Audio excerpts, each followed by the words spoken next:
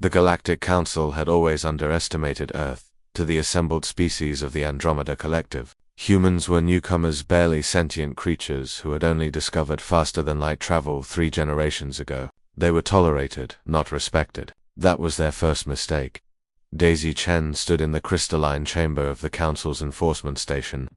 Her hands unbound, her posture relaxed. The hexagonal walls pulsed with bioluminescent patterns, and 12 different species watched her through observation ports, their various appendages twitching with anticipation. She had been summoned here under the pretense of routine scanning, a procedure. All new species underwent to catalog their biological limitations. Subjects will remain stationary, announced the Vrex scanner operator, its chitinous mandibles clicking in what passed for authority among its kind. The creatures for eyes reflected the harsh blue light of the Restraint.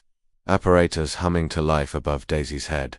Oscar Martinez watched from the observation deck, his jaw clenched. He had argued against Daisy volunteering for this procedure. Earth's intelligence suggested the Council wasn't merely cataloging, they were searching for weaknesses, pressure points, ways to keep humanity contained. But Daisy had insisted. Someone had to show them what humans really were. The Restraint beam lanced downward, a coherent column of gravitational force designed to immobilize any biological entity. It could hold a Kryn warbeast, could freeze a Soltari phase shifter. The beam struck toward Daisy's center mass with enough force to crush bone. She raised her right hand, index finger extended, and FLICKED. The beam split. Not dispersed, not deflected, split, dividing into 2 perfect trajectories that curved around her body like water around stone, rejoining behind her to crater the floor in a shower of crystalline fragments. The observation chamber erupted in shocked chattering. The Vrex operator's mandibles froze mid-click. The word came from Ambassador Thelkor, a being of pure thought housed in a containment suit. No biological entity can manipulate directed gravitational force. Daisy lowered her hand and smiled. You've been studying the wrong variables. Oscar leaned forward, pride swelling in his chest. They had practiced this moment, prepared for it, but seeing Daisy execute it perfectly still took his breath away. Increase power to maximum, ordered Counselor Vex. A slug-like creature whose species had ruled 3 systems for millennia. This must be equipment malfunction. The Restraint beam intensified, quadrupling in strength. This time, the Vrex operator fired 3 beams simultaneously, triangulating on Daisy's position. Enough force to compress matter into a singularity. Daisy's fingers danced. Left hand, right hand, weaving patterns in the air like a conductor before an orchestra. Each beam bent to her will, spiraling around her in elegant helixes before dissipating harmlessly into the walls. The chamber's shields flared, absorbing energy that should have been tearing through Daisy's molecular structure. Impossible, breathed the counselor. No species has this capability, not even the ancients. That's because you only scan for biological responses. Oscar's voice cut through the chamber's communication system. He stood, his human frame smaller than most species present, but his presence commanding attention. You measure muscle density, neural capacity, electromagnetic sensitivity. You catalog physical attributes, and you should, Daisy added, her voice calm, almost amused. Those things matter. But you missed what makes humans different. She raised both hands. The room's ambient gravitational field responded, objects beginning to float. A Kryn delegate's ceremonial weapon lifted from its holster. A Soltari's breathing apparatus detached from its suit. Nothing dangerous, nothing aggressive, just a demonstration of impossible control.